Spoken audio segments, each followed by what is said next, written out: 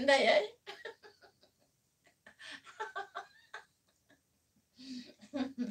Mawala man po na itong chop-chop, ani.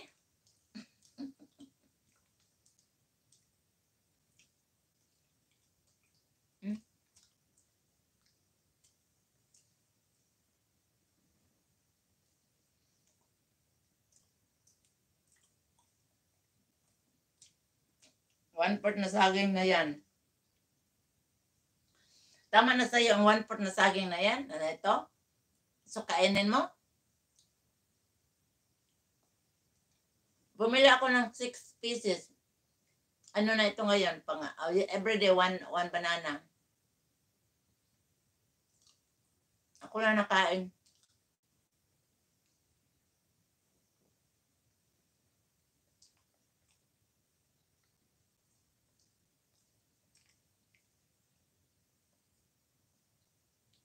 Abi, bye-bye. Good night, Abi. Okay, good night. Good night. Nidja Kugnal. Maraming salamat. Thank you so much. And after my live, I go into your live, okay? I watching, okay? I help you, okay? Good night. Thank you. Favorite ko banana at mangga ate. Ay, parihata. Same tayo, hindi. Kahapon yung kinain ko isang mango na parang ano pa siya, may ano ba siya ba? Hindi siya masyadong hinog ba? Ano siya, crispy pagani. Ano ba yung tawag sa atin? Sarap siya parang, ano ba yun eh? Sa kuan pa na, sa Bisaya pa, kagubgob. Sa Bisaya pa na kagubgob. Okay, Abby, thank you. Bye-bye. Good night, Abby. Good night. Thank you so much. Thank you.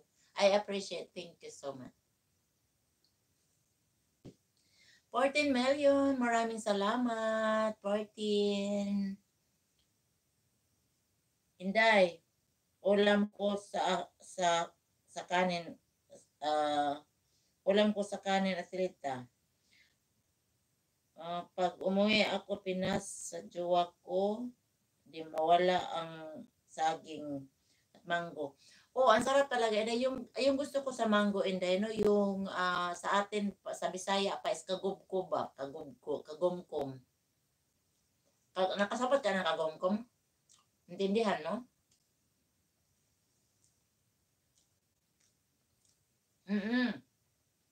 Yung maliit pa ako, ang ulam ko lagi, ito, saging. Hindi, si mama, hindi talaga mawala ng saging na hinog.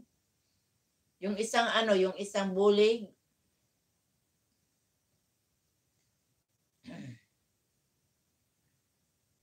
maniba pa lang.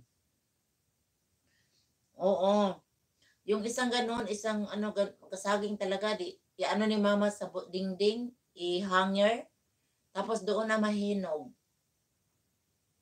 Tapos hindi masyadong malalaki. Mayroon din malalaki siya, Inday, pero green. Ganito kalaki, pero green siya.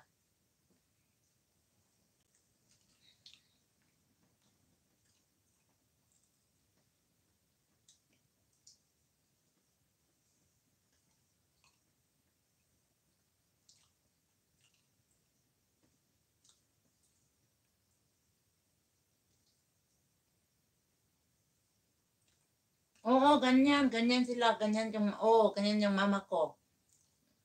Nakaharang ang saging diyan sa ano. Tapos bakit nga Inday, no, yung kinain namin hindi siya humay. Siya mais lagi. Mahappy lang kami kung bibili kami ng tipasi ba? Ano ba yung humay ba? Yung rice. Mais kasi sa amin yung mais ang lagi namin.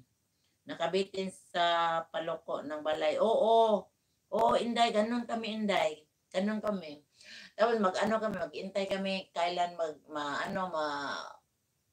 yung green, hindi mo alam kung na ba, hinog na ba siya. Kasi hindi naman siya, green talaga siya. Tapos lagi namin inaganon, pisil-pisil. Tapos sabi ni Papa, huwag niyong pisilin kasi malalagta daw, malalanta. Nakabitin. Ganyan sa India, nakabitin. Nakabitin siya.